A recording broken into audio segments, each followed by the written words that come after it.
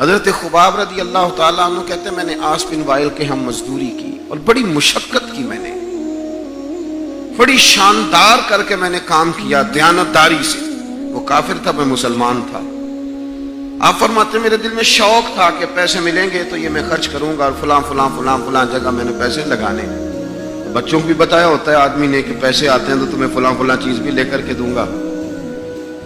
اب مجھے بتلائیے کہ اگر اس دن پیسے نہ ملیں یا کسی وجہ سے ڈوب جائیں تو کتنی اذیت کا اور کرب کا مسئلہ ہوتا ہے۔ فرماتے ہیں جب میں نے مزدوری کر لی، کام مکمل کر لیا، اور میں اس کے گھر گیا، میں نے کہا تیرا کام مکمل ہو گیا؟ اس نے کہا میں نے دیکھ لیا۔ تو میں نے کہا میرے پیسے دے دو۔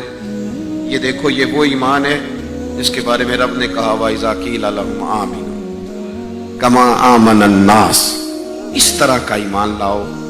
حضرت خباب کہتے ہیں میں نے کہا پیسے؟ تو کہتے ہیں بڑا آدمی تھا نا، نواب تھا، سیٹھ تھا، چودھری تھا، پاورفل تھا، تو کرسی پر بیٹھ کر ہنسنے لگا، کہنے لگا پیسے تو مل سکتے ہیں پر تھوڑا سا مسئلہ ہے۔ وہ کیا؟ معاذ اللہ ثم معاذ اللہ نقل کفر نہ باشد۔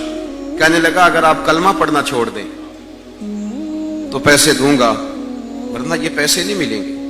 ہم یہ کہہ تو دیتے ہیں کہ صحابہ نے سب کچھ لٹایا، لیکن ذرا اپنے پر اور میرے اوپر اس بات کو لاگو کیجیے گا کہ آپ نے محنت کی ہو، کمر دکھتی ہو، ہاتھوں میں چھالے ہوں، اور پھر وہ رقم جس کی بڑی ضرورت ہو وہ روک دی جائے، تو یہ دعوے کرنا، نعرے لگانا کام تو آسان ہے، لیکن اس جگہ اپنے آپ کو کھڑا کریں۔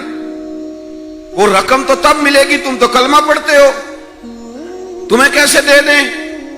یعنی ان کی مزدوریاں دبا لی جاتی، ان کی تنخواہیں چھپا لی جاتی۔ کہنے لگا وہ تب دوں گا۔ آپ یقین کریں بڑے خوبصورت جملے ہیں۔ حضرت خباب رضی اللہ تعالیٰ عنہ فرمانے لگے اس نے بڑے اعتماد سے بات کی کہ نہیں دوں گا۔ اس کا خیال تھا کہ یہ لڑکھڑائے گا، یہ پچھتائے گا۔ کہتے میں نے بھی رومال اٹھایا اور کندھے پہ رکھا، میں نے اسے کہا یار تو نے میرے ایمان کی بڑی تھوڑی قیمت لگائی ہے، تیرا یہ خیال ہے کہ میں اتنے سے پیسوں پہ لڑکھڑا جاؤں گا؟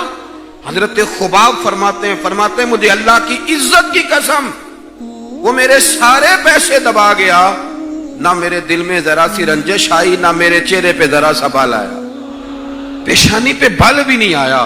اور فرماتے ہیں کہ مجھے نہ مزہ آنے لگا، مجھے لطف آنے لگا، مجھے ذائقہ ملنے لگا۔ میں نے کہا اوہو، میں تو بچوں کے لیے مزدوری کر رہا تھا، مجھے کیا پتا تھا کہ میری یہ مزدوری بھی مدینے والے کی غلامی میں لکھی جا رہی۔